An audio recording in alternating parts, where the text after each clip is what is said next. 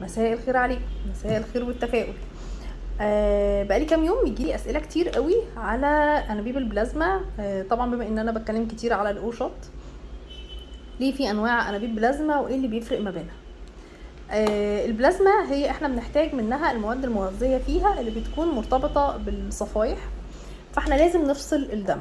فاحنا ممكن نستخدم انابيب عاديه خالص زي بتاعه المعمل العاديه، فبناخد انبوبتين 3 ناخد فيها كميه الدم نفصلها.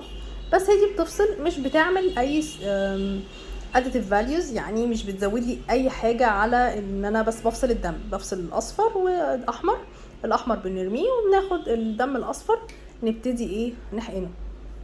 هو ده اللي بيحسن جفاف المهبل، والحالات اللي عندها انورجازميا بتتحسن في العلاج بيها. ده غير ان طبعا لو استخدمنا البلازما دي كخارجي بتعمل برضو معانا تفتيح وشد للجلد. انا بما اني بحب استخدم انواع احسن انواع الانابيب، فاحنا عندنا في انابيب تانية. دي نوع فرنسي اللي هي دي اهي، دي اللي بتاخد مني 10 سنتي، بتفصل لي الدم، بتجيبه الفصل بتاعه بيكون اعلى واحسن، وبيخلي معايا ان انا الصفائح الدمويه الريتش بلازما اعلى كمان، وبضمن تركيز عالي. يعني كل ما بحسن في جودة الانبوبة بضمن تركيز عالي للمواد المغذية الموجودة في البلازما.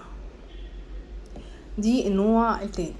في عندنا نوع اعلى كمان، ده نوع الماني اللي هي الوايسيل بايو.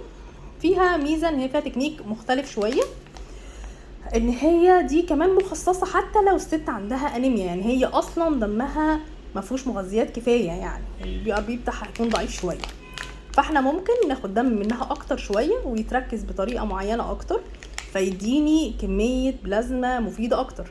ده غير ان انا هنا بحتاج ان انا اسحب حوالي 12 او 13 سنتي، بيطلع لي اكتر من 8 سنتي من البلازما، فبقدر استخدمها بقى كتير. يعني ممكن استخدمها دلوقتي كنوع من انواع التفتيح، بستخدمها كمان في الحقن الاوشط. يبقى انا الست استخدمته، وعارف اللي هو البلازما فيها البركه، يعني نستخدمها في كذا حاجه، كانك عملتي جلستين بدل ما عملتي جلسه واحده. طبعا كده اعتقد ان شاء الله اكون في يعني فدتكم، وهستنى اسئلتكم وهرد عليكم في فيديوهات جايه.